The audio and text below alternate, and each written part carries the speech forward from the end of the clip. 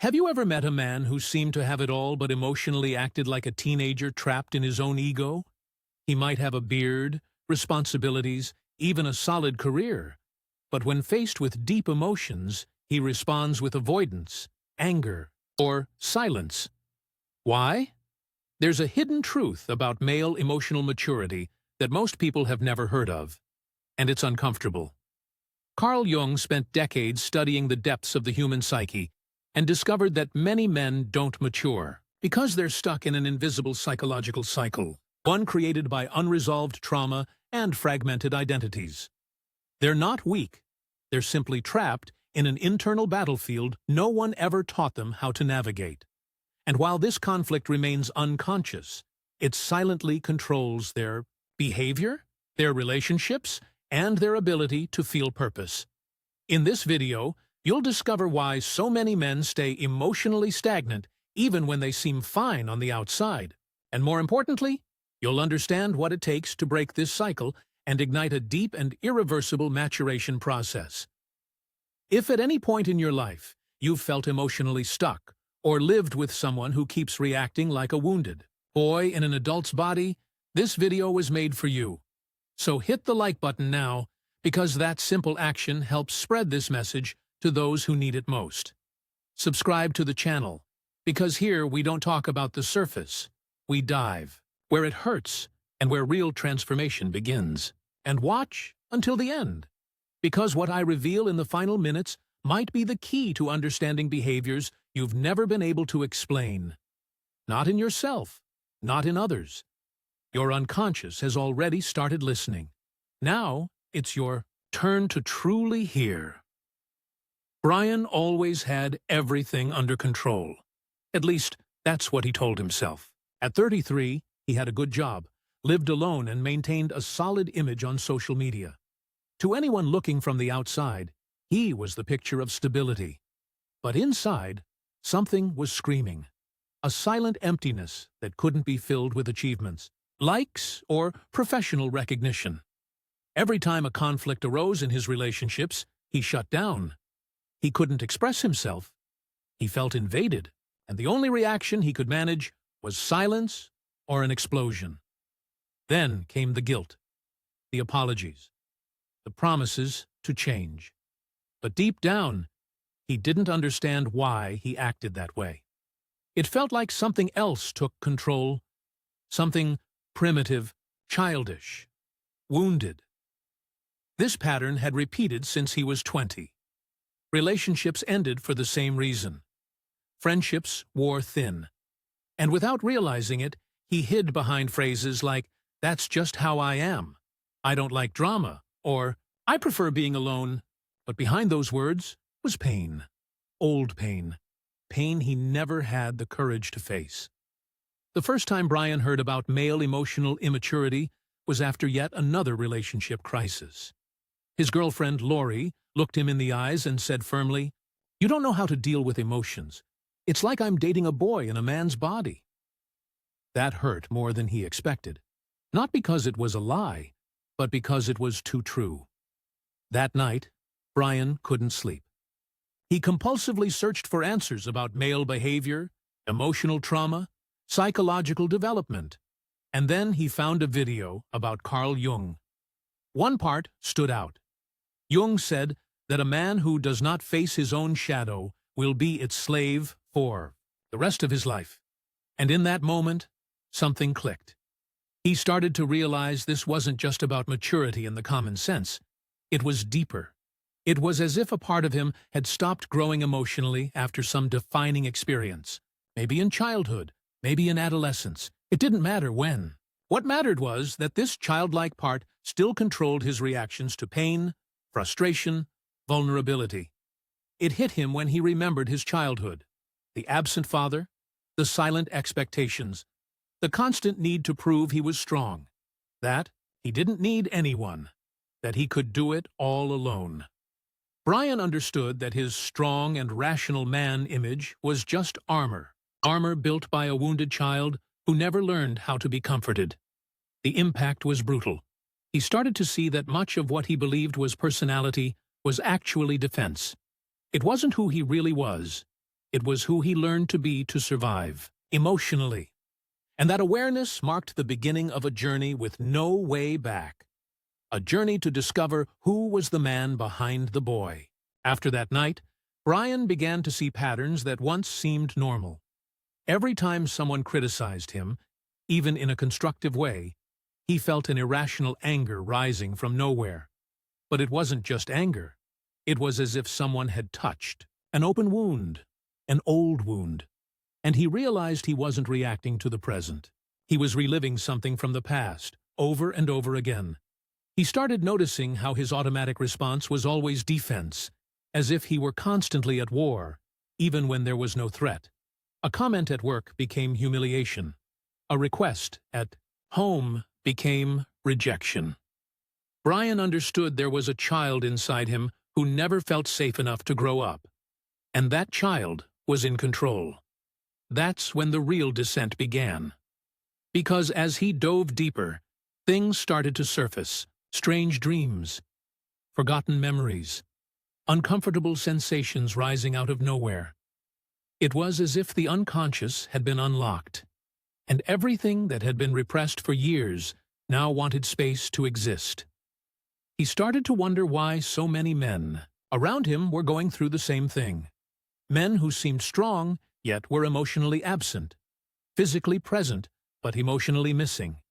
Men who avoided vulnerability like it was a threat, who hid in work, addictions, or silence, who exploded under pressure but imploded when left alone with their thoughts. Then Bryan realized something terrifying. He wasn't just repeating his own trauma, he was repeating generational trauma. The absence of the father, the silence of the grandfather, the emotional rigidity passed down from man to man as if feeling was a sign of weakness. Carl Jung spoke of the collective unconscious, and Bryan felt it in his bones, as if he carried pain that wasn't even entirely his. Each discovery hurt, but it also set him free, because he began to see that he wasn't crazy, he wasn't weak, he wasn't broken. He was human, and he was trying to grow inside a system that taught men to be anything but human. The cost of that? Men disconnected from their own souls. And when you lose connection with your soul, everything becomes a performance. Relationships, work, identity, everything turns into a mask.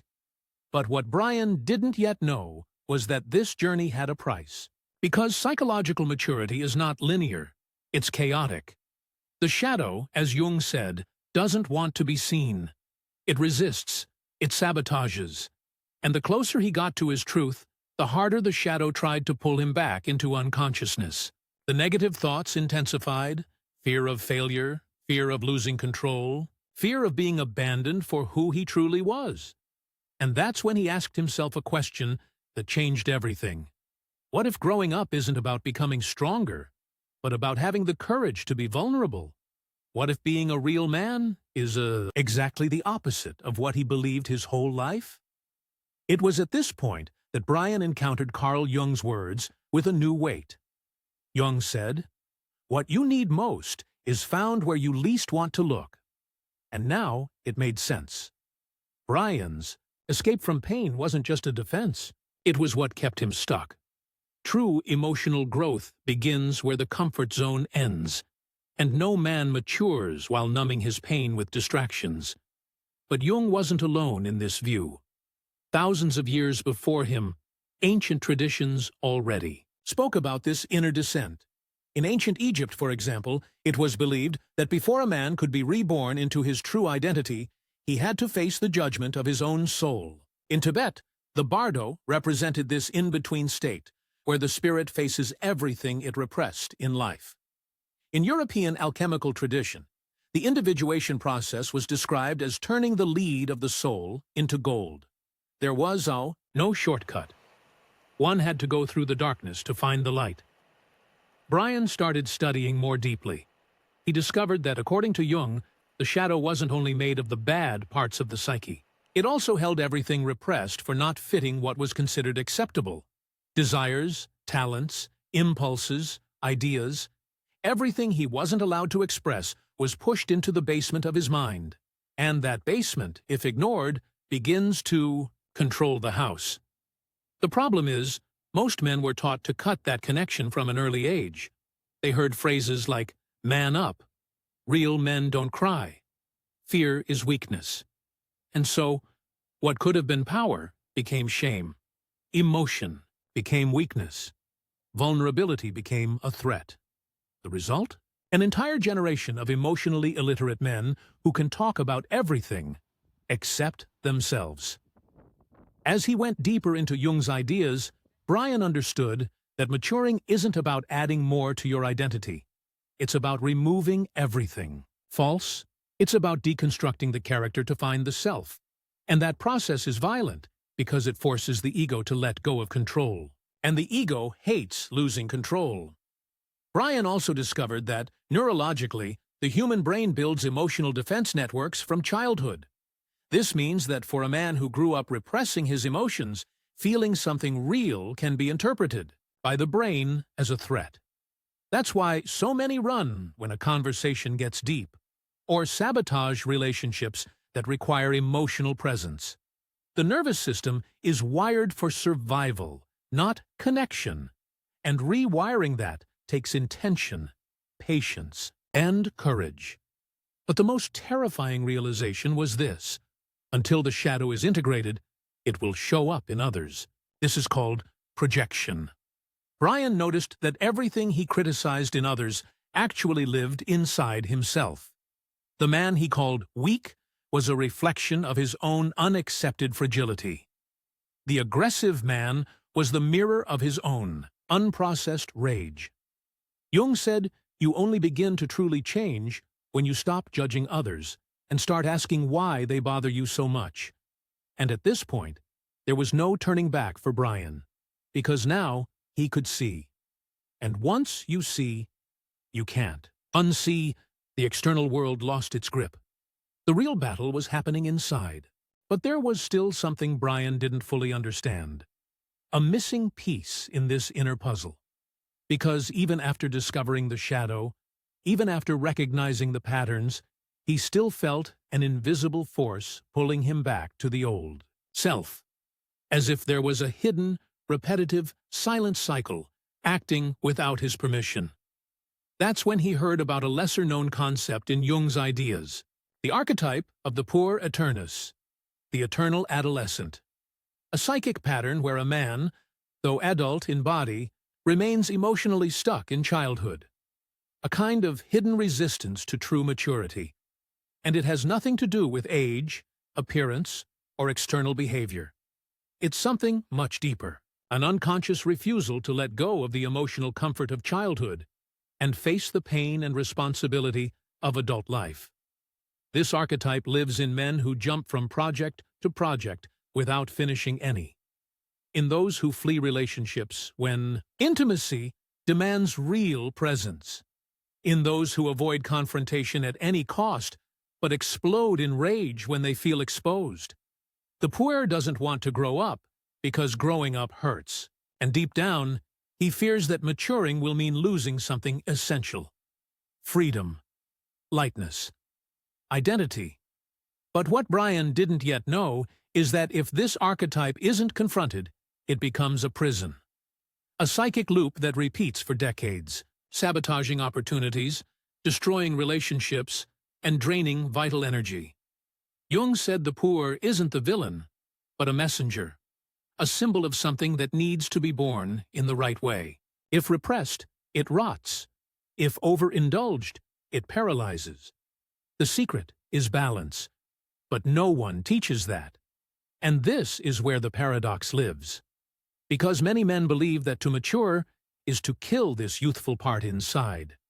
But that's not it. True. Growth happens when a man integrates the Puer's enthusiasm with the adult's stability. When he learns to turn escape into direction, fear into presence, illusion into awareness. Bryan began to realize that seeing the shadow wasn't enough. He had to act. And more importantly, he had to be willing to lose who he thought he was to become who he truly could be. But this process required what most people avoid: silence, introspection, time, and the courage to listen to what lives in the depths. But what was really waiting for him down there? And what would happen if he chose not to continue? The decision to move forward wasn't simple, but this was the point where Bryan began to reap the first rewards of the process. And they weren't external achievements. They were silent, internal, almost invisible to others. For the first time, he could hold space in silence without feeling the urge to escape. He started identifying real emotions before they took over. He could say no without guilt. He could cry without shame. He could look inward without fearing what he might find. Little by little, that irrational anger gave way to a quiet strength. The fear of rejection turned into clarity about his own worth. And the collapse that once broke him now seemed like the starting point of a more authentic rebuild.